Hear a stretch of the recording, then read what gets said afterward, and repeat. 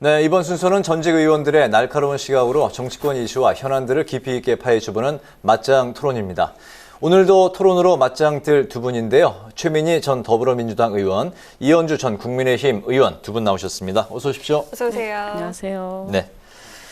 먼저 김건희 씨의 허위 경력 의혹이 연일 정치권을 이제 술렁이게 하고 있는데 또 다른 가짜 경력 의혹들도 계속해서 나오고 있는 상황입니다.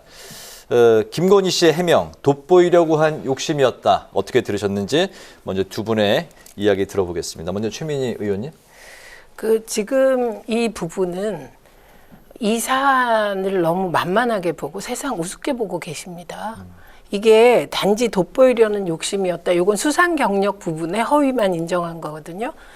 지금 나온 허위 이력에 의한 업무 방해 건이 무려 5개입니다. 의혹받고 있는 게.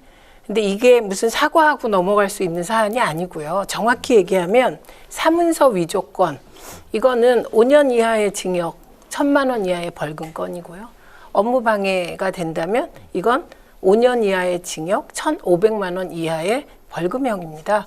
그런데 어떤 이유에서인지 안 걸리고 버틴 거예요. 그러면 이 땅에 대한민국 1만 2천 사문서 위조와 업무 방해로 구속되고 형 살고 이런 분들은 얼마나 억울하겠습니까? 예, 이런 상황에서 돋보이려는 욕심 때문이었다. 이게 무슨 말입니까? 말입니까? 막걸리입니까? 이렇게 세상 우습게 보고 국민 우습게 보시면 정말 안 됩니다. 이거는 범죄 행위를 했는데 이 범죄 행위를 잘 은폐해서 죄값을 치르지 않은 일이 뒤늦게 드러난 거예요. 그리고 한 가지 제가 꼭 여쭤보고 싶은데 국민의힘 쪽에 이렇게 생각해 봅시다. 지금 우리가 장관을 하나 뽑아요. 그런데 그 장관 후보자가 이런 게 드러났어요. 그러면 청문회 통과할 수 있나요? 장관 후보자 청문회 통과 못합니다. 이거 5개나 나오면. 장관 후보자 청문회도 통과 못할 이런 이력을 가지고 영부인이 되겠다고 나서는 게 말이 됩니까? 사과와 해명으로 그 차원에서 끝날 게 아니라 법적인 책임까지도 물어야 된다고 말씀하셨네요. 네, 이 법적인 책임 문제는 그거는 또 법적인 검토가 좀 필요하니까요. 네. 다만 이게 시간은 좀 지난 거예요. 그래서 이게 법적으로 된다 안 된다 이 문제 차원은 아닌 것 같고요. 네. 일각에서는 우리 당에서 이게 결혼 전에 있었던 일이다. 또는 이제 이 대통령 부인을 뽑는 건 아니지 않는가. 이렇게 좀 안이하게 대응하시는 분들이 계세요. 그런데 제가 볼 때는 사실 민주당이 지난번 촛불 집회에서 굉장히 압도적인 그런 지지를 받으면서 문재인 대통령이 집권하셨는데 그게 그 민주당과 문재인 대통령에 대한 어떤 지지, 압도적 지지가 돌아서게 된 가장 큰 계기가 조국 사태였거든요. 근데 그 조국 사태에서 이게 표창장 한 건이 결정적인 또 그게 됐습니다. 그래서 우리가 이제 민주당에 대해서 내로남불이라고 그런 건들을 가지고 비판을 하지 않습니까? 그렇기 때문에 저는 똑같다 국민들이 볼 때는. 그래서 우리가 내로남불처럼 얘기를 하고 변명을 하고 우기기 시작하면 저는 그것은 수렁으로 들어가는 길이라고 보고요. 이 문제에 대해서는 저는 사실관계를 빨리 파악을 해서 보니까 일부 문제가 좀 있긴 한 것 같습니다. 그래서 이거에 대해서는 빨리 사과를 하고 수습을 해야 된다라고 저는 생각을 했는데 제가 그런 글도 올렸고요. 네. 그런데 오늘 사과는 했습니다. 다만 이제 이 사과가 충분하냐 또 이런 논란이 있을 것 같은데 두고 봐야 될 것 같습니다. 네. 사과를 했다고요? 오늘? 아닙니다. 사과할 의향이 있다고. 사과를 한 게 아니고 사과를 할 의향이 그 있다. 다음 이렇게. 질문이 바로 이제 질문인데요. 네. 사태가 이제 점점 이렇게 커지니까 김건희 씨가 오늘 사과할 의향이 있다라고 이제 언론에 밝혔는데 이제 그 전에 자신이 있기 때문에 본인이 언제 등판할지 그 시기를 알려달라 했던 그 태도하고 어쨌든 이제 많이 달라졌습니다. 네. 이 부분에 대해서 또 말씀 들어볼까요? 네, 이게 사과할 의향이 있다 이렇게 하셨죠. 그래서 나중에 이제 며칠 안에 사과를 하실 것 같긴 한데요. 네. 그 사과를 어떻게 하느냐 되게 중요할 것 같고, 저는 이 문제에 대해서도 사과할 의향이 있다는데 단서를 계속 달고 얘기를 하시고, 또 그것에 대해서 후보도 마치 약간은 제3자 같이 말씀을 하신단 말이에요. 그래서 저는 아직 이제 이분들이 사실은 정치를 한 지가 얼마 안 되셨지 않습니까? 네. 그리고 검찰에 계셨기 때문에 이런 사태에 어떻게 대응해야 하는지, 또 국민들이 어떻게 보는지에 대해서 아직까지는 실감을 잘 못하고 계신 게 아닌가, 좀 걱정스러운 마음으로 지켜보고 있고, 이 건은 저는 생각보다 심각하다고 생각합니다. 이게 네. 김건희 씨가 뭐 이렇게 이걸 허위로 작성을 했냐, 얼마나 허위가 있고 몇 개가 허위가 있냐, 이런 문제가 아니고요. 사실은 거짓말의 문제이기 때문에 이것은 진정성을 가지고 정말 다른 토를 달지 않고 무조건 사과를 해야 하고, 이거에 대해서 국민들이 진심으로 받아들일 수 있도록 어떻게 할 것이냐, 저는 그것을 고민할 필요가 있다고 생각합니다. 네. 이게 대선 국면이니까 민주당이 수위 조절을 할 겁니다. 그리고 역풍도 걱정하겠죠. 이거 그런 문제 아닙니다. 그래서는 국민의 마음 못 얻어요, 민주당도. 지금 의원님 말씀하실 때 몇 건의 허위 이력이고 아니고가 중요하지 않다는 전제에는 저는 동의가 안 됩니다. 허위 이력 자체가 가짜라는 뜻이기 때문에. 그리고 김건희 씨와 윤석열 전 총장의 경우는 이 사태가 터졌을 때 해명하는 과정에서 정말 국민들을 경악하게 하고 있습니다. 우선 김건희 씨 사과할 의향이 있다. 이게 도대체 무슨 태도입니까? 그리고 공소시효가 다 됐다. 이 얘기가 김건희 씨 엄마한테서도 다른 건에서 나왔는데, 이분들은 뭔가 검사들과 가까이 있으면서 머리가 도덕적인 기준이 없어졌다. 이렇게밖에 저는 볼 수가 없습니다. 그리고 사과해서 끝날 일이 아닙니다. 이게 아니고요. 제가 말씀드렸잖아요. 국모를 뽑는 일이냐 이따위 말을 하던데, 그러면 영부인은 막 살아도 됩니까? 막 살았다고 판단하는 사람이 사실이 확인됐을 경우 이게 허위인 것이 영부인 돼도 됩니까? 이게 국민 자존심 건드리시는 거 아닙니까? 이것도 말이 안 되고, 결혼 전에 일이라서 괜찮다? 그러면 과거는 검증하면 안 되죠. 누구도 검증하면 안 됩니다. 예, 이미 지난 일을 왜 검증합니까? 이건 정말 말이 안 되고, 더 중요한 것은 안양대, 국민대 등의 결혼 이후에도 허위 이력을 냈다는 겁니다. 여기서 더 경악스러운 것은 윤석열 전 총장의 대응인데요. 그 마이크 앞에서 이런 말씀을 하시더라고요. 이게 보니까 여권의 기획공세다.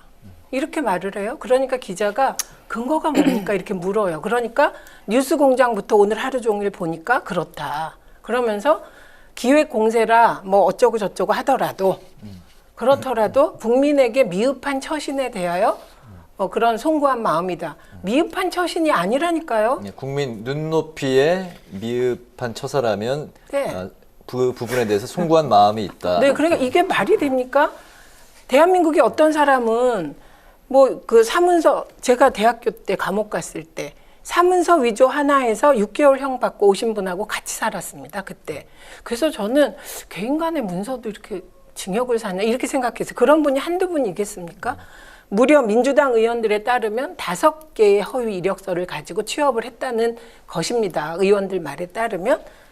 그 중에 하나가 지금 사실로 밝혀지고 있고, 말하는 것마다, 해명마다 거짓입니다. 예를 들면, 그 김영령이라는 회장이, 뭐 해줬다. 이렇게 얘기를 했어요. 그때다. 근데 그 회장은 김건희 씨가 허위 경력의 게임산업협회 2002년부터 2005년까지 거기 회장이 아니었어요. 김범수 씨가 회장이었어요. 그런데 김범수 씨도 김건희가 일한 거 알지 못한다. 김 무슨 회장도 알지 못한다. 그러니까 해명하면 그 해명이 곧 거짓으로 드러나는, 거짓의 꼬리를 무는 이 악순환 앞에서 사과할 의향이 있다거나 이게 여권의 기획 공세다. 그러면 YTN이 여권 기획 공세 하수인 노릇을 했다는 겁니까? 게다가 더 웃기는 건 윤석열 전 총장이 지금 대선 나올 걸 알고 2004년에 여권이 이분이 허위 이력서를 하도록 사주했다는 겁니까? 정말 이건 진짜 아니다. 이렇게 말씀드립니다. 네, 이번 악재가 생기면서 국민의힘이 방어막을 치고 있는 한편 민주당은 모든 화력을 집중하면서 난타전에 나섰습니다. 영상 보고 오시죠. 우리가 대통령을 뽑는 거지 무슨 대통령 부인을 뽑는 거 아니잖아요. 지나칠 정도로다가 뭐 후보의 부인에 대해서 이러고저러고 난 얘기한다는 건 내 상식으로는 잘 납득이 잘 안 돼.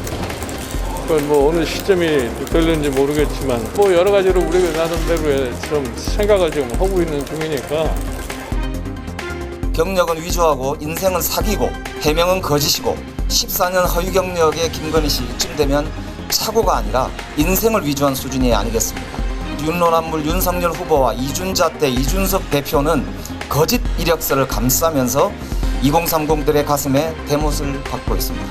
결혼 전이니까 괜찮고 부부는 몰라도 전체 허위는 아니라는 말도 술은 마셨는데 물도 먹었으면 음주가 아니다 라고 하는 말과 같습니다. 부분 사기는 사기가 아닙니까? 네, 어쨌든 이제 김건희 씨의 등판 스케줄을 놓고 국민의힘 다시 또 고심에 들어가야 될 그런 딜레마에 빠진 그런 상황일 것 같은데요. 두 분의 의견 한번 들어보겠습니다. 김건희 씨 등판을 최대한 미뤄야 된다, 아니면 조기 등판해서 정면 돌파해야 된다. 두 분의 생각 들어보겠습니다. 먼저 최민희 의원님. 저 관심 없습니다. 5개의 범죄를 저지르고 책임도 안 지고 은폐했던 분이 무슨 등판하고 안 하고가 국민의 관심사입니까? 저는 뭐 그거 말도 안 된다고 생각하고, 또 윤석열 전 총장이 계속해서 얘기를 하는 게, 이 시간 강사 겸임 교수는 아름아름으로 뽑았다. 그러니까 경력이 문제가 되지 않는다. 이건 뭐냐면 그 허위 경력이 이용되지 않았다. 이런 얘기를 하는데요. 맞습니다. 뭐가 맞냐면 겸임 교수는 아름아름으로 뽑는 경우가 있어요. 그렇기 때문에 경력을 속일 이유가 없어요. 잘 아는 사람들끼리 네. 오히려 소개하기 때문에. 그래서 저는 더 이상한 겁니다. 아는 사람이 했는데 그럼 그 아는 사람한테조차 그동안 경력을 속여왔던가? 이런 의혹이 제기되기 때문에 이건 철저한 진상규명, 사실 확인, 그리고 저는 이 시점에서 민주당은 김건희 씨가 선거에서 당선되기 위하여 허위 사실을 유포했다고 생각합니다. 거짓말 계속하고 있잖아요. 그래서 지금부터는 공소시효가 상관없는 공선법상의 허위 사실 유포 문제를 다투어야 할 때라고 생각이 들고요. 그리고 저는 김종인 위원장 보면서 나름 여야를 넘나드시면서 대한민국 정치를 중도화시키려고 애쓴 공적을 인정합니다. 그런데 대통령 뽑는 거지 대통령 부인 뽑는 거냐? 맞죠, 대통령 뽑는 게. 근데 대통령, 솔직히 김종인 위원장께 여쭙고 싶은 게, 그런 김건희 씨의 지금 최소한 하나는 사실로 확인된 허위, 그리고 앞으로 남은 4개의 허위, 이게 사실이라도 김건희 씨가 대통령 후보 부인, 대통령의 부인이 될 자격이 있다고 생각하십니까, 김종인 위원장님? 그 등판 자체에 대해서는 뭐 관심 없습니다. 관심 자체가 네. 없다. 알겠습니다. 네, 이현주 의원님. 네, 전략적으로 보면 빨리 등판해가지고 좋을 게 없겠죠. 제가 봤을 때는 저분이 아직 지금 상황 파악이 잘 안 되시는 것 같아요. 그래서 계속 실수하고 계속 문제가 될 거다 이렇게 보이기 때문에 사과는 하더라도 활동을 공개적으로 안 하는 게 좋겠다. 라고 저는 조언을 만약 구한다면 얘기를 하고 싶고요. 김종인 대표 아까 그 말씀을 봤는데 저런 이제 반응은 매를 봅니다. 네. 그래서 사과를 할 때는 그냥 깔끔하게 사과만 딱 하고 말아야지 뭐 이게 대통령을 뽑는 거지 부인을 뽑는 게 아니다. 이런 식의 태도는 오히려 국민들로 하여금 분노를 유발하기 때문에 굉장히 현명하지 못한 태도인 것 같고, 저분도 이제 나이를 많이 드셨구나 이런 생각이 들고요. 지금 시대의 흐름 그리고 젊은 사람들의 정서 이런 것을 전혀 이해하지 못하고 있다. 그리고 하나 제가 덧붙여서 말씀을 드리면 대통령 부인을 뽑는 게 아니죠. 그래서 만약에 뭐 줄리냐 아니냐, 혹은 이분의 어떤 신분이 어땠느냐, 뭐 집안이 어땠느냐, 학벌이 어땠느냐, 뭐 가방끈이 짧다 이런 게 문제가 돼서 후보의 부인이 후보 부인 하기에는 너무 이렇게 좀 미약하다 뭐 이런 평가를 하는 거라면 그 말씀이 맞아요.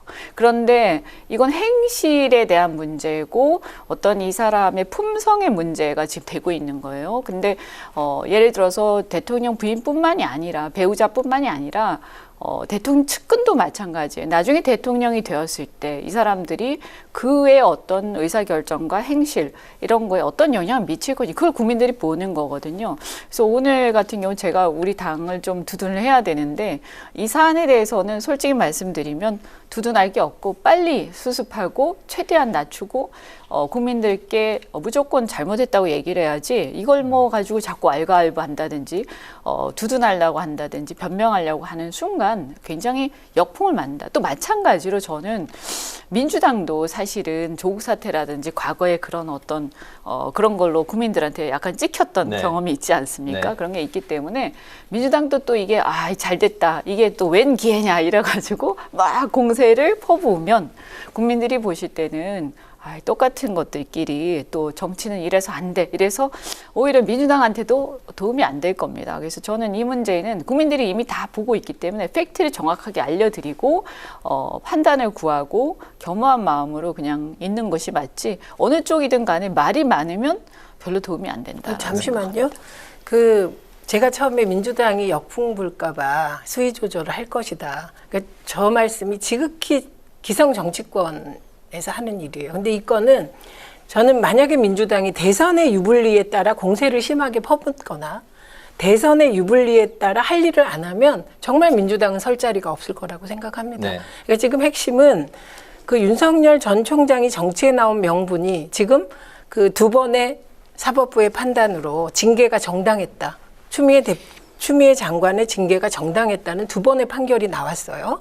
이것으로 정치적 명분의 대부분이 소실됐고 이제는 사실 조국과 문재인 정부가 억울했지만 내로남불 프레임을 만들어서 그 만들어진 내로남불 프레임에 얹혀서 나온 거잖아요. 그런데 본인의 아내가 거짓으로 점철된 인생을 살았는데 네네. 이제 정치적 명분에 남은 아주 작은 것이 사라지는 과정이라고 생각합니다. 알겠습니다. 네, 이 주제 여기까지 듣고 다음 주제가 또 남아 있습니다. 코로나19 음성 판정을 받고 일정을 재개한 이재명 대선 후보, 정부에 선제적으로 거리두기 강화를 요청하면서 선무상 카드를 다시 한번 강조했습니다. 나아가서 야당을 본격 압박하는 모습도 보였습니다. 불가피하게 아마도 사회적 거리두기 강화라든지 방역 지침을 강화해야 될 상황이 되는 것 같습니다.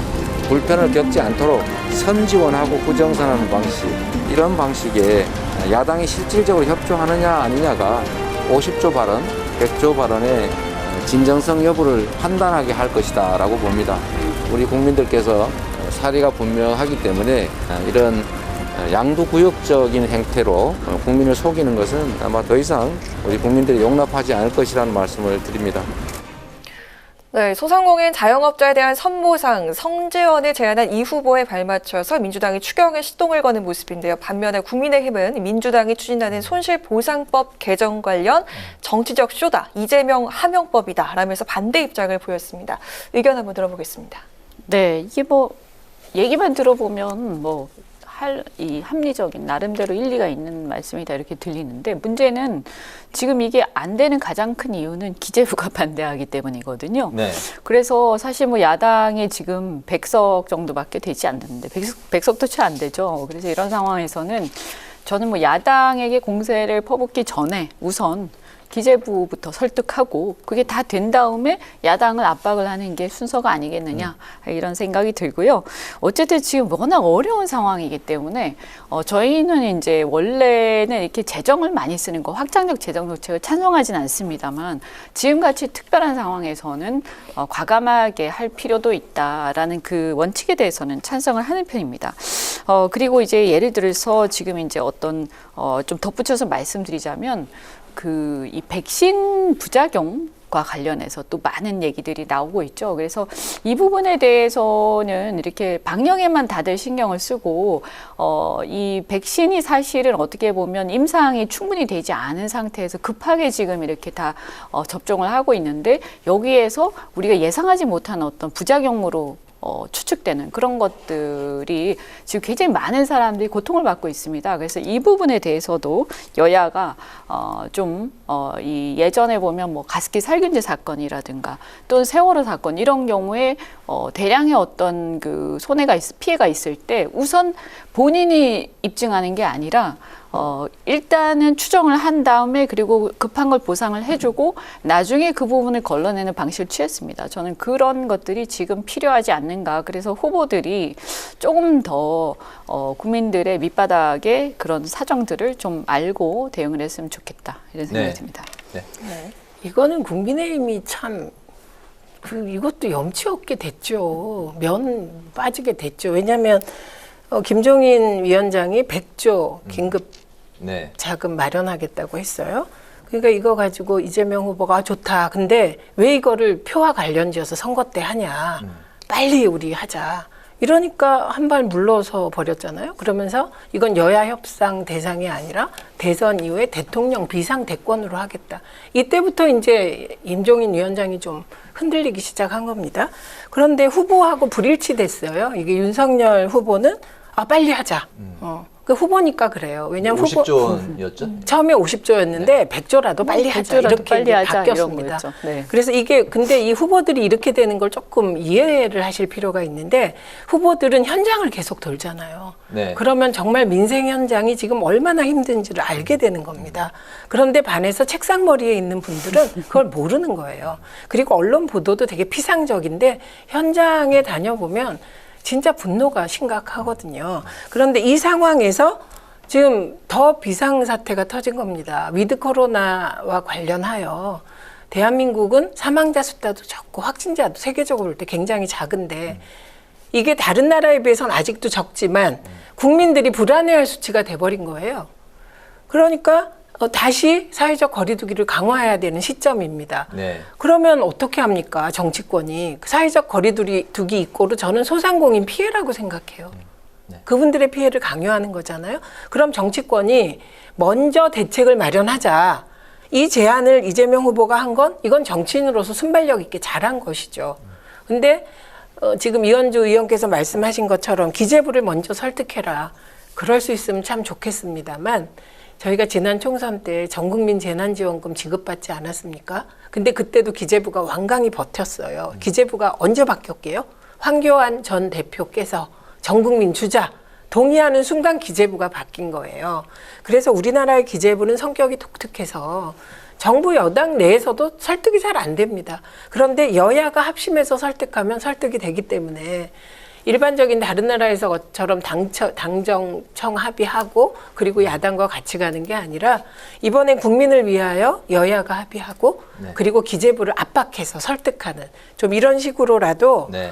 소상공인들의 피해를 좀 선제적으로 보상하는 안을 만들고 거리두기에 들어가면 어떨까 합니다. 네, 뭐 누가 집권하느냐 뭐 따지지 말고 이거 먼저 상관없습니다. 선지원부터 네. 해야 된다. 예, 알겠습니다. 네, 그리고 이재명 후보가 특단의 대책을 정부에 요청한 것을 두고 이러한 해석이 나오고 있는데요. 바로 이 후보가 차별화를 위해서 정부 방역 정책 때리게 나선 것 아니냐 하는 그런 주장입니다. 이거 어떻게 진단하시는지 듣겠습니다. 네, 이 부분 좀 짧게 네, 두 분 짧게. 아니 부탁드리겠습니다. 방역 정책 때리기라기보다는 방역 정책 전체가 아니라 보상 부분에 대해서 미흡했다고 연일 때렸고요.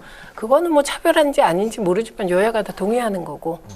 그래서 뭐 그거를 차별화로 해석하시는 건 약간 무리지만 속으로는 모르죠. 제가 그 속을 모르니까. 속으로는 그런 생각도 있을까요? 네.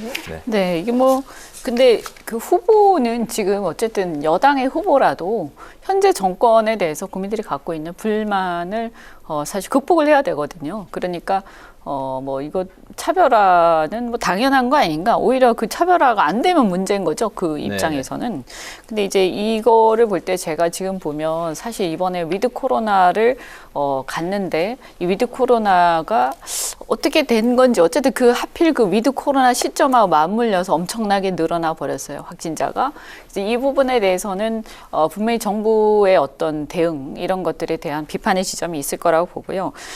그리고 특히 아까도 제가 말씀을 드렸습니다만 지금 이제 접종을 갖다가 막 강제를 하면서 패스를 이제 도입을 하고 있지 않습니까? 그래서 그 마음을 이제 정책 당국의 마음을 이해는 합니다만 예를 들면 지금 이제 어린아이들이라든가 청소년 같은 경우에 아직까지 이게 입증이 안 된 부분들이 있어요. 안전성이 여러 가지 불안하단 말이에요. 그리고 처음에 초기에 분명히 정부도 그렇고 아마 제 기억으로는 그 관계자 백신 관련된 관계자가 이 미성년자에 대해서는 좀 약간 조심스럽게 얘기를 했었어요. 그래서 안 맞아도 좋다 이렇게 얘기를 했었잖아요. 네. 근데 갑자기 이제 그들도 다 청소년들도 다 맞아야 된다 이렇게 나오니까 어느 말이 맞느냐. 그리고 예를 들어서 우리 국민들은 하여튼 아이에 대해서는 굉장히 끔찍한 그런 게 있습니다. 그래서 예를 들면 그전까지는 비대면 수업한다고 그러면서 학교를 안 갔단 말이에요, 아이들이. 근데 지금 학교를 다 나오라고 하면서 접종은 강제를 하니까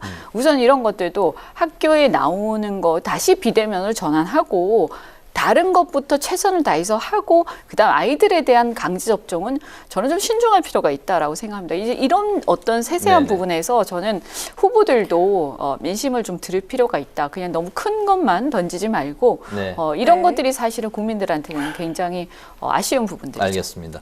아무튼 뭐 여야를 떠나서 조만간 사회적 거리두기 강화가 이제 그 시행이 될 것 같은 분위기인데 이후 그 소상공인 여러분들의 피해가 점점 더 커지지 않을까 걱정입니다. 여야가 힘을 맞대고 이 부분을 좀 해결하는 방안으로 나서지 않으면 안 될 것 같다는 생각이 좀 드네요. 오늘 그 맞짱 토론에서는 윤석열 후보 아내 김건희 씨의 허위 경력 논란, 그리고 이재명 후보의 사회적 거리두기 강화 조치, 그리고 소상공인에 대한 선보상, 선지원, 카드 등을 중심으로 살펴봤습니다. 지금까지 최민희 전 더불어민주당 의원, 이현주 전 국민의힘 의원 두 분과 함께했습니다. 두 분 말씀 잘 들었습니다. 네, 고맙습니다. 오늘 잘 들었습니다.